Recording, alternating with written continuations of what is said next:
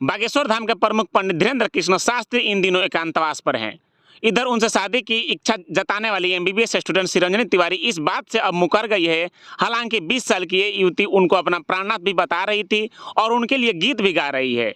तो जी हाँ, नमस्कार दोस्तों, स्वागत है एक बार फिर से हमारे यूट्यूब चैनल में। अगर हमारे यूट्यूब चैनल पर नए होंगे तो हमारे यूट्यूब चैनल को सब्सक्राइब कर लेंगे। 1 मई को श्रीरंजनी तिवारी देश भर में चर्चा में आ गई थी जब उन्होंने हरिद्वार से छतरपुर के बागेश्वर धाम के लिए यात्रा शुरू की थी। उन्होंने पंडित धीरेन्द्र कृष्ण शास्त्री से शादी की इच्छा जताई और उन्होंने 14 जून को छतरपुर में पहुंच गई।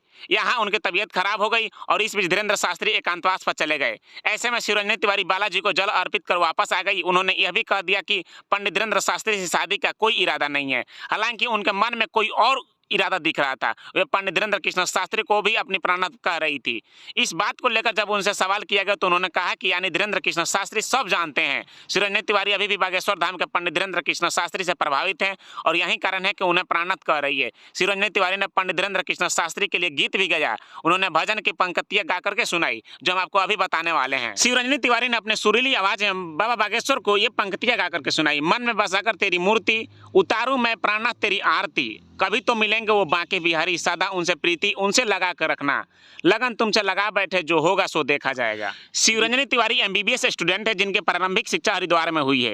वे मूलतः एमपी के सिवनी जिला की निवासी है। उन्होंने संगीत के डिप्लोमा भी लिया है, भजन भी गाती हैं जिसमें उनके पिता बैजनाथ तिवारी सहायता भी करते हैं। उनका यह भी कहना है कि 3 साल से उन्हें बालाजी सरकार पर आस्था है, इसलिए जल चढ़ाने आई थी। वहीं श्रीरंजनी तिवारी ने 1300 किलोमीटर दूर तक की पैद यात्रा कर बागेश्वर धाम पहुंची थी।